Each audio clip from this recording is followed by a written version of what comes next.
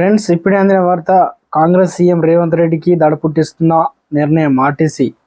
ఆ విషయాలన్నీ తెలుసుకునే ముందు వీడియోని పూర్తిగా చూడండి, కంప్లీట్గా. అప్పుడే మీకు అర్థమవుతుంది. అదేవిధంగా చాలా మంది సబ్స్క్రైబ్ చేసుకోకుండా వీడియో చూస్తున్నారండి. దయచేసి సబ్స్క్రైబ్ చేసుకోండి. సబ్స్క్రైబ్ చేసుకున్నట్లయితే నేను చేసే ప్రతి వీడియో అప్డేట్ నోటిఫికేషన్ రూపంలో వస్తుంది. అదేవిధంగా లైక్ చేయడం మర్చిపోతున్నారు. దయచేసి లైక్ చేయడం వల్ల ఇటువంటి ఇంపార్టెంట్ ఇన్ఫర్మేషన్ చాలా మందికి రీచ్ చేసిన వాళ్ళు. ఇక లేట్ చేయకుండా వీడియోలోకి వచ్చినట్లయితే, మనకు తెలంగాణలో కాంగ్రెస్ ప్రభుత్వం వచ్చి 2 రోజులకే మహాలక్ష్మి పథకం అమలులోకి తీసుకొచ్చారు. దీంతో చాలా మంది మహిళలు దీన్ని ఉపయోగించుకుంటూ పలు ప్రాంతాలను చుట్టేస్తున్నారు. ఈ పథకం వచ్చిన వారం రోజుల తర్వాత ప్రభుత్వం 0 టికెట్ జారీ చేయనున్నట్లు తెలిపారు.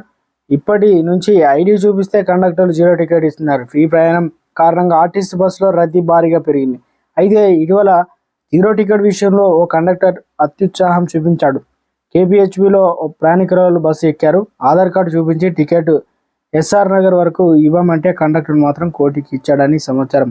ఇదేంటని ప్రశ్నించగా, డబ్బులు ఇవ్వట్లేదు కదా అని ఆమెను మాట్లాడకుండా చేశారు. అందరితో ఆగకుండా మరో ప్రయాణికురాల విషయంలో కూడా అలాగే చేశాడు.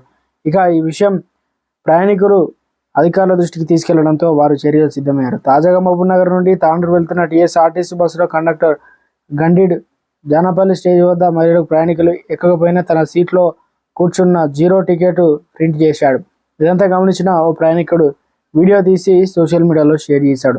ప్రస్తుతం దీనికి సంబంధించిన వీడియో నెట్టింట వైరల్ అవుతుంది.